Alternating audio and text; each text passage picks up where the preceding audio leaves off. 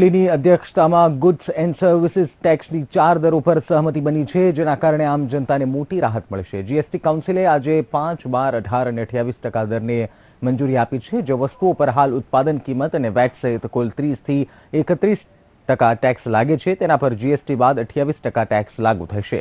સામાન્ય લોકોની રોજિંદા જીવનમાં ઉપયોગમાં લેવાતી ચીજ વસ્તુઓ પર જીએસટી દર 5% લાગુ થશે. આ સાથે જ 12% અને 18%ની દરો પણ અલગ અલગ ચીજ વસ્તુઓ પર લાગુ થશે. જીએસટીમાં ઉપભોક્તા મૂલ્ય સૂચક આંક હેઠળ ખાદ્યાન્ન સહિત સામાન્ય વ્યક્તિઓ દ્વારા ઉપયોગમાં લેવાતી 50% વસ્તુઓ પર 0% કર લાગુ થશે. જીએસટી દરો લાગુ થવાથી કેટલાક સામાન સસ્તો થશે અને કેટલોક સામાન મોંઘો પણ થશે, જેમાં અનાજ, ટેલિવિઝન, એર કન્ડિશનર, ફ્રીજ અને વોશિંગ મશીન સસ્તા થશે, જ્યારે લક્ઝરી કાર, પાન મસાલા, ગુટખા, સિગરેટ, તમાકુ અને કોલ્ડ ડ્રિંક્સ મોંઘા થશે. જીએસટી લાગુ થવાથી સૌથી વધારે ફાયદો આમ આદમીને થશે. સમગ્ર દેશમાં કોઈ પણ સામાનની ખરીદી પર એક સરખો ટેક્સ લાગુ થશે. આથી સમગ્ર દેશમાં બધા જ સામાનની કિંમત એક જ રહેશે.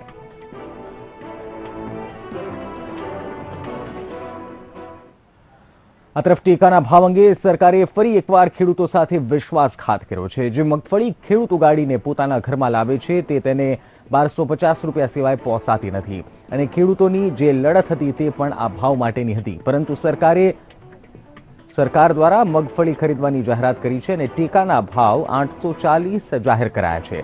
અગાઉ ગુજરાત સરકારના સિનિયર મંત્રી ખેડૂતોને એવું સંભળાવતા હતા કે કોને પૂછીને મગફળી વાવી છે. તેવા સમયે ભાજપ સરકારે કરેલી આ જાહેરાત ખેડૂતોને દાજા પર ડામ સમાન છે.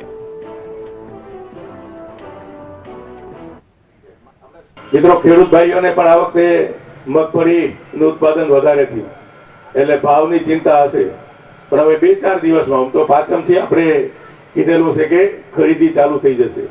આપણા જિલ્લામાં પણ પોરબંદર અને કુતિયાણા બે જગ્યાએથી 844 એક મણના એ ભાવથી ટેકાના ભાવથી મગફળી ખરીદવાની ચાલુ થશે. પણ મારી બધાને વિનંતી છે કે લાઈનમાં આવજો. અમારા વિક્રમભાઈને બહુ હેરાન ન કરતા. વિરમભાઈ, આપણે બધાને સમાન રીતે જે કોઈ તમે નિયમ મુજબ તમારી મગફળી લઈ આવશો એની મગફળી આપણે લઈ લેશું.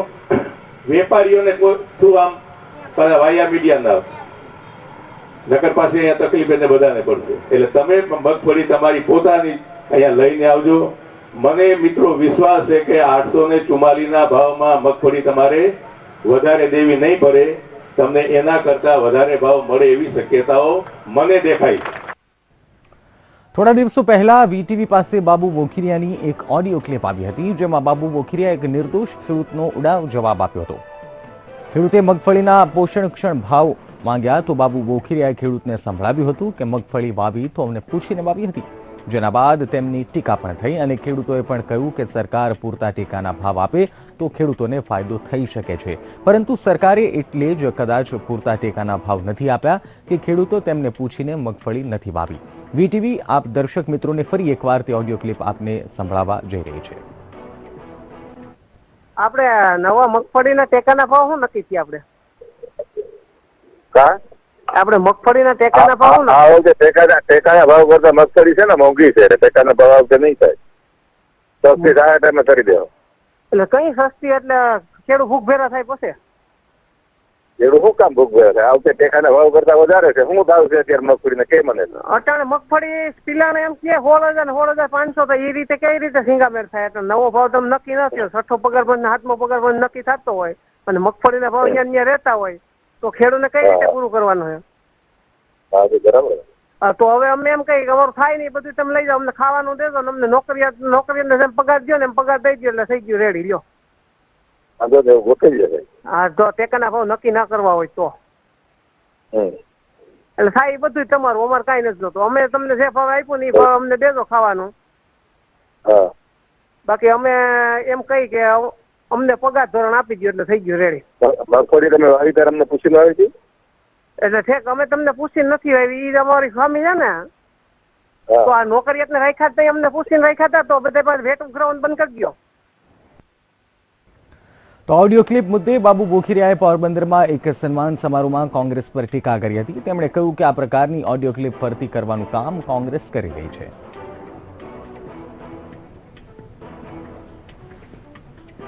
કે કોંગ્રેસ અનેક પ્રકારના ગતકડા કરશે. હું આ ઓલા 3 ઠગોની વાત કરતો ને, એ આ 3 ઠગો રીતે અલગ અલગ અમુક ગમે તે વસ્તુઓ મૂકશે, પણ આપણે એમાં સૌએ જાગૃત રહેવું પડશે. હમણાં મારો પણ ઓલો વિડીયો વાયરલ કર્યો ને, એ સમજી લેજો. એ શેનો છે? 1917 ને એના પછી 19નો. તો રાજ્ય સરકારે જાહેર કરેલા મગફળીના ટેકાના ભાવને લઈ ખેડૂતોમાં રોષની લાગણી ભભૂકી ઉઠી છે. ત્યારે નાફેડના વાઇસ ચેરમેન દિલીપ સાંઘાણી મગફળીના ટેકાના ભાવને લઈ શું કહી રહ્યા છે, આવો તે પણ જાણીએ. ટેકાના ભાવ 840 ઉપર નક્કી કરીને નાફેડને ખરીદી કરવા માટે જવાબદારી સોંપી. રાજ્ય સરકારે ગુજકોટ મારફત આ ખરીદી કરવા માટે નિર્ણય લીધો અને આજે સવારે જ અમારા નાફેડના અધિકારીઓ, રાજ્ય સરકારના અધિકારીઓ અને ગુજકોટના અધિકારીઓએ અમદાવાદ ખાતે મીટિંગ કરીને લાભ પાંચમના દિવસથી આ ખરીદી કરવાનો નિર્ણય જે કર્યો છે એને હું આવકારું છું. રાજ્ય સરકાર દ્વારા મગફળીમાં ટેકાના ભાવો જાહેર કરવામાં આવ્યા છે. જો કે આ ભાવો ખેડૂતોની માંગ વિરુદ્ધ હોવાથી ખેડૂતો સહિત વિપક્ષ અને કિસાન સંઘે રાજ્ય સરકાર સામે બાયો ચડાવી છે. રાજ્ય સરકારે 844 રૂપિયા લેખે મગફળીના ટેકાના ભાવની જાહેરાત કરી છે. ત્યારે આ ટેકાના ભાવ અંગે પ્રદેશ કોંગ્રેસના પૂર્વ પ્રમુખ અર્જુન મોઢવાડીએ પ્રતિક્રિયા આપતા જણાવ્યું હતું કે ભાજપે ચૂંટણી સમયે ખેડૂતોને વચનો આપ્યા હતા કે ટેકાના ભાવો છે તે 1.5 ગણા કરી દેવામાં આવશે, પરંતુ 2 વર્ષથી વધુ સમય થયો હોવા છતાં ટેકાના ભાવમાં કોઈ સુધારો નથી આવ્યો. ત્યારે કેન્દ્ર અને રાજ્ય સરકારે મોંઘવારીને ધ્યાને લઈ ખેડૂતોને તાત્કાલિક મગફળીના રૂપિયા 1200 અને કપાસના રૂપિયા 1500 ટેકાના ભાવ જાહેર કરવા જોઈએ, કારણ કે આ જ પરિસ્થિતિ રહે તો ખેડૂતોને આપઘાત કરવાનો સમય આવશે. વર્તમાન વડાપ્રધાન અને ભારતીય જનતા પાર્ટીએ 2014ની ચૂંટણીમાં પ્રજાને ચૂંટણી ઢંઢેરા દ્વારા વચન આપ્યું હતું કે એમને જો સત્તા ઉપર આવશે તો ટેકાના ભાવ અમે 1.5 ગણા કરી આપીશું. પરંતુ અત્યારે સ્થિતિ એવી છે કે 844 રૂપિયા જે હતા તેટલા જ ભાવ મગફળીના રહ્યા છે, એટલા જ ભાવ કપાસના રહ્યા છે. જ્યારે ખેડૂતોની માંગણી એવી છે કે મગફળીના ટેકાના ભાવ ઓછામાં ઓછા 1200 રૂપિયા હોવા જોઈએ. કેન્દ્ર સરકાર દ્વારા મગફળીના જાહેર કરવામાં આવેલા 20 કિલોના 844ના ટેકાના ભાવ સામે ભારતીય કિસાન સંઘ દ્વારા જ નારાજગી વ્યક્ત કરવામાં આવી છે. ભારતીય કિસાન સંઘના રાષ્ટ્રીય ઉપાધ્યક્ષ અંબુભાઈ પટેલે સ્પષ્ટ જણાવ્યું છે કે કેન્દ્ર સરકારની પાકના ટેકાના ભાવો નક્કી કરવાની પદ્ધતિ જ બદલી નાખવી જોઈએ. આ પદ્ધતિથી ખેડૂતોને પોષણક્ષમ ભાવો મળતા નથી.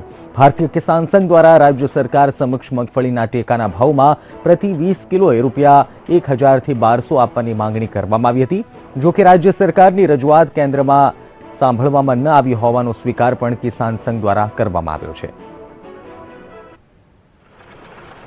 એ વખતે આપણે લાગે કે ભાવ આપણે જે માગ્યા હતા એના કરતાં ઓછા છે. હકીકતમાં જે ખેતીના ખર્ચા વધે છે, મજૂરી ખર્ચ, બિયારણ ખર્ચ, દવા ખાતરના બધા ખર્ચ વધે છે, એની જે ગતિ છે એના કરતાં ભાવ સપોર્ટ પ્રાઇસ એટલે કે ટેકાના ભાવ વધવાની ગતિ કાચબા ગતિ છે.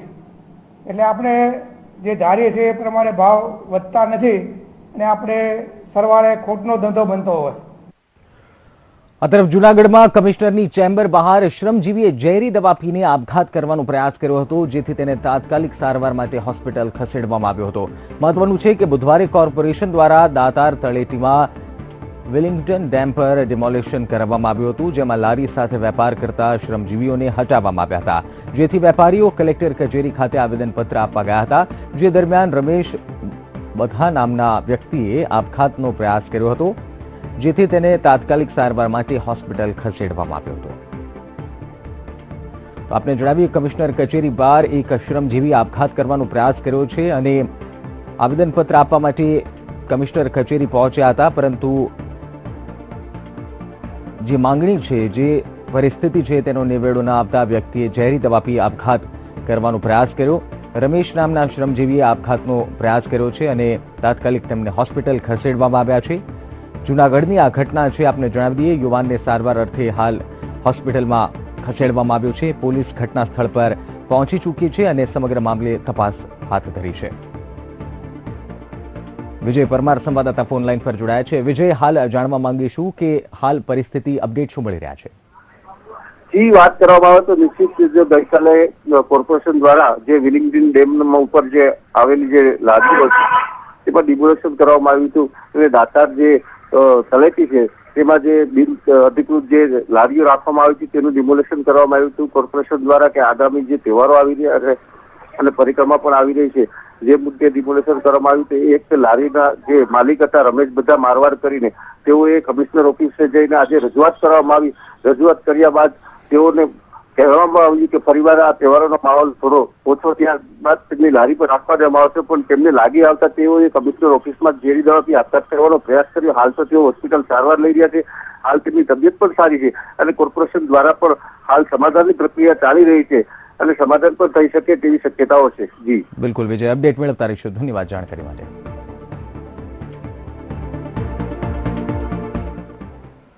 સમાચારોમાં રોકાઈએ એક નાનકડા વિરામ માટે.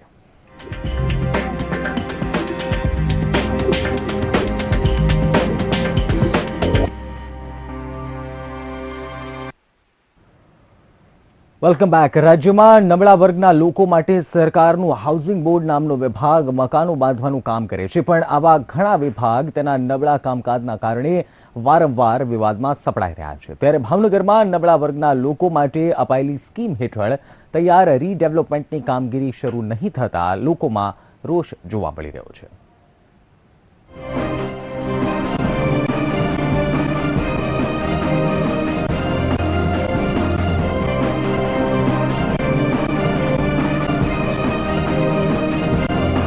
વારંવાર વિવાદોમાં સપડાયેલ હાઉસિંગ બોર્ડ દ્વારા નબળા વર્ગના લોકોને 3 માળના મકાનોની સ્કીમ આપવામાં આવી હતી, જેમાં આદર્શનગર અને વર્ધમાન નગરના નામે 3 માળના મકાનો તૈયાર કરાયા હતા. પણ આ જર્જરિત મકાનોની હાલત 2014માં અત્યંત ખરાબ થવાથી સરકારના આદેશ મુજબ તત્કાલીન સરકારે લોકોને અન્યત્ર રહેવા જવાની સૂચના આપી હતી. અહીં બોર્ડે મકાન ધારકોને ભાડું આપવાની પણ વાત કરી હતી, જેના 2.5 વર્ષ થવા છતાં આજ સુધી કોઈ ભાડું ચૂકવાયું નથી. એટલું જ નહીં, નવા મકાન બનાવવા માટે કોઈ કામગીરી પણ કરવામાં આવી નથી. 2.5 વર્ષથી સરકારે ખોટી વાતો જ કરી છે. લોકોને વરસતા વરસાદે પીકે સોલંકી સાહેબે કલેક્ટરે પાણી અને લાઇટ કાપીને ઘર વિહોણા કરી નાખ્યા છે. તાત્કાલિક યુદ્ધના ધોરણે લોકોને ભાડું મળે અને ઝડપથી આ કામગીરી આગળ વધે તેવું કરવું જોઈએ. મફતમાં નવા મકાન બનાવી આપવાની લોલીપોપ આપતી સરકાર પાસે લોકો આજે પણ ભયના ઓથાર હેઠળ જીવી રહ્યા છે. તો હવે લોકોની એક જ માંગ છે કે સરકાર તાકીદે આ મામલાનો નિવેડો લાવે. આદર્શનગરના જે રીડેવલપમેન્ટની પોલિસી 2016ની આપણે બનાવી રાજ્ય સરકારે, એમાં ભાવનગરને આખા ગુજરાતમાં સૌથી પ્રથમ પહેલી પોલિસીમાં સમાવેશ થયો છે. સમગ્ર ગુજરાતમાં પહેલું ટેન્ડર રીડેવલપિંગનું એ ભાવનગરનું આપણે રાજ્ય સરકારને ગુજરાત હાઉસિંગ બોર્ડ દ્વારા કરવામાં આવ્યું છે. આ પોલિસી અંતર્ગત જે જૂના ધારકો છે એને સંપૂર્ણ નવું મકાન આપવાનું છે. સાથે સાથે લગભગ 25 ચોરસ મીટરનું વધારાનું બાંધકામ આપવાનું છે, એટલે કે એક રૂમ જેટલું.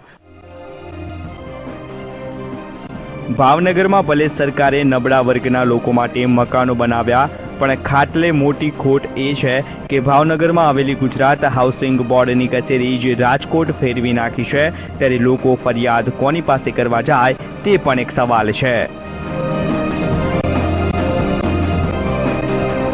નીતિન સોની સાથે વીટીવી ન્યૂઝ. ભાવનગરમાં લુખ્ખા તત્વોનો આતંક દિવસે ને દિવસે વધતો જાય છે. ત્યારે ભાવનગરમાં બેસતા વર્ષના દિવસે મોચી બજારમાં આવારા તત્વોએ આતંક મચાવ્યો છે, જેને લઈને ફૂટવેર એસોસિએશને અચોક્કસ મુદ્દત સુધી પોતાની દુકાનો બંધ રાખતા ખળભળાટ મચી ગયો છે. કારણ કે બેસતા વર્ષના દિવસે લુખ્ખા તત્વોએ અહીંના વેપારીઓને મફતમાં બૂટ ચંપલ આપવાની માંગ કરીને આતંક મચાવ્યો હતો અને વેપારીઓએ મફતમાં બૂટ ચંપલ ન આપતા વેપારીઓને ઢોર માર માર્યો હતો અને કેટલીક દુકાનોમાં તોડફોડ પણ કરી હતી, જેથી આજે વેપારીઓએ દુકાનો બંધ કરી ન્યાયની માંગ કરી છે. લગભગ છેલ્લા 8 દિવસથી અમારે અતિશય ત્રાસ છે, અતિશય, જેને કહેવાય કે છેલ્લા બેસતા વર્ષના દિવસે તો તમને કહું ને કે અમારા એક વેપારીને ખૂબ માર્યા, થપાટોના ઘા કરે. સામાન્ય માણસ તમને કહો હાલ્યો જતો એમ કે ભાઈ હું લેવા હેરાન કરે છો, તો એને થપાટોના ઘા કર્યા. એ પુરાવા છે અમારી પાસે. બધાને મારે છે. બેસતા વર્ષના દિવસે સાંજે 7 વાગે 2-3 જણ વ્યક્તિ આવીને આંતક મચાવીને માર લૂંટ જેમ આવે એમ પાટા ઢીકા ઘૂસતા મારીને દુકાનમાંથી લૂંટફૂટ તોડફોડ કરીને ધમકી આપીને બૂટ ચપ્પલ લઈ ગયા છે. દુકાને બંધ રાખવાનો વિરોધ નોંધાયો છે. ભાવનગર ફૂટવેર એસોસિએશન તરફથી બધાએ બંધનું એલાન આપ્યું છે. જ્યાં લગી ક્રિમિનલો પકડાય નહીં, ત્યાં લગી એની સરભરા ન થાય, ત્યાં લગી દુકાન નહીં ખુલે. અમરેલી જિલ્લાના દામનગરમાં રેલવે સ્ટેશન ખાતે સુરત મહુવાને સ્ટોપ આપવાના મુદ્દે લોકોએ ટ્રેન રોકવાનો પ્રયાસ કર્યો હતો, પરંતુ પોલીસે આ પ્રયાસને નિષ્ફળ બનાવીને 7 આગેવાનોની અટકાયત કરી હતી. મહત્વનું છે કે છેલ્લા 5 વર્ષથી દામનગરને રેલવે મુદ્દે અન્યાય થઈ રહ્યો છે, જેને લઈને સ્થાનિકો દ્વારા અમરેલીના સાંસદને અનેક વખત રજૂઆત કરવા છતાં પણ કોઈ કાર્યવાહી કરવામાં આવી ન હતી, જેથી સ્થાનિકોએ સાંસદ નારણ કાછડિયાના રાજીનામાની માંગ કરી હતી અને રેલ રોકો આંદોલન શરૂ કર્યું હતું. ઉલ્લેખનીય છે કે દામનગર અને આસપાસના વિસ્તારના હજારો રત્ન કલાકારો સુરત જવા માટે ખાનગી બસોનો ઉપયોગ કરે છે, પરંતુ ખાનગી બસો દ્વારા ચલાવવામાં આવતી ઉઘાડી લૂંટના કારણે સ્થાનિકોએ રેલ રોકો આંદોલન કર્યું હતું. અમારે દામનગરને સુરત મહુવા ટ્રેનનો ટોપેજ આપવા માટેની અને દામનગરનું રેલવે સ્ટેશનની હાઈટ ઊંચી કરવા માટે એ કેટેગરી પ્રમાણે રેલવે સ્ટેશન આવે છે, છતાંય આજની તારીખમાં એ કેટેગરી પ્રમાણે એ કેટેગરીથી વંચિત છે. તો એને જેમ બને એમ જલ્દી સ્ટેશનને ઊંચું લેવામાં આવે, મહુવા સુરત ટ્રેનને કાયમી કરવામાં આવે અને દામનગરને રેલવેને સુરત મહુવા ટ્રેનનો ટોપેજ આપવામાં આવે. જ્યારે ભાજપની સરકાર ઉપર કેન્દ્રમાં કોંગ્રેસની સરકાર હતી ત્યારે હાલના સાંસદ એમ કહેતા હતા કે અમે જ્યારે આ ક્ષેત્રમાંથી પ્રજા અમને મત આપશે તો અમે આ ટ્રેનનો પ્રશ્ન કાયમ માટે ઉકેલ લાવશું. આ છેલ્લા 8 વર્ષથી નારાયણભાઈ કાછડિયા સાંસદ હોવા છતાં એક પણ વાર આ પ્રશ્ન માટે રસ લઈ અને ઉકેલ લાવવાના પ્રયત્ન કર્યા નથી. સમાચારોમાં રોકાઈએ વધુ એક વિરામ માટે.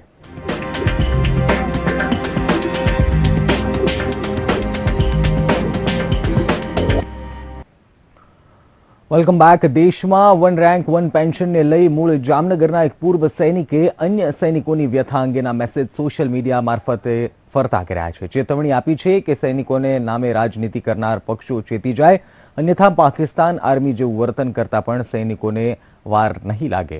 ભૂપતભાઈ પટેલ નામના પૂર્વ આર્મી જવાન જે જામનગર તાલુકાના ફલ્લા ગામના વતની છે, પિતા ખેડૂત છે. ભૂપતભાઈ આર્મીમાં કારગિલ, પટણા સહિતના અનેક સ્થળોએ 16 વર્ષ સુધી દેશ પ્રત્યેની ફરજ બજાવીને 2004માં રિટાયર્ડ થયા હતા. જે રીતે 1 રેન્ક 1 પેન્શનની વાતો ચાલે છે, એક સૈનિકે તો આત્મહત્યા સુધીનું ગંભીર પગલું ભર્યું, ત્યાં સુધી સરકાર ના જાગતા ભૂપતભાઈ પટેલે સોશિયલ મીડિયાના માધ્યમથી સરકાર પ્રત્યે રોષ ઠાલવવાની શરૂઆત કરી છે.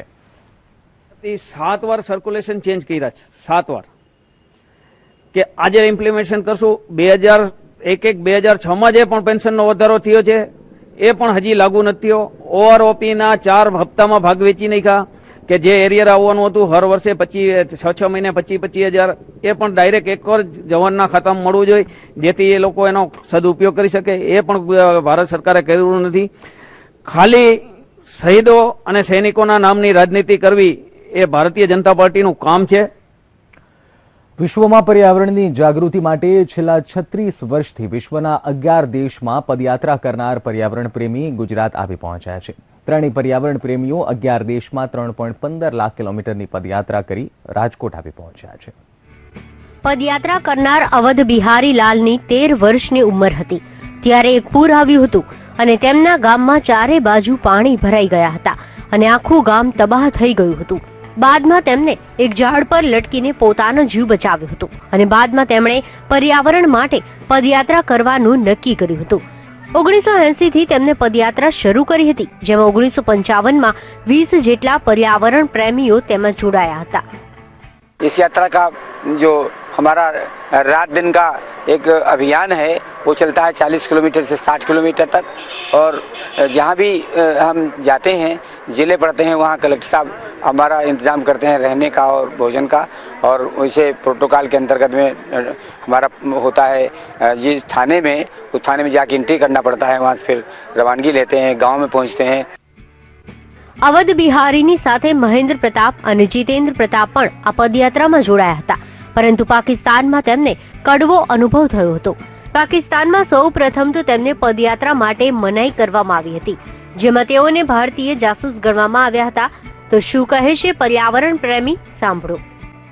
यहाँ अगर इंडिया के लोग आएंगे तो वहाँ की जो आवाम है उसको गलत संदेश जाएगा, वो गलत संदेश ये जाएगा कि वो लोग जो दहशत जिस तरह का माहौल बना के रखे हुए हैं अपनी जनता के बीच में, पाकिस्तानी जनता के बीच में लोग माहौल बना के रखे हुए हैं कि इंडिया के लोग बड़े ऐसे होते हैं वैसे होते हैं।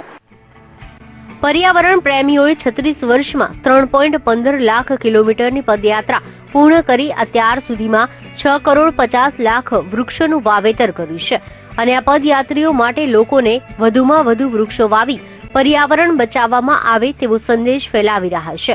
કેમેરામેન ધવલ ગોંડલિયા સાથે કેવલ દવે, VTV ન્યૂઝ।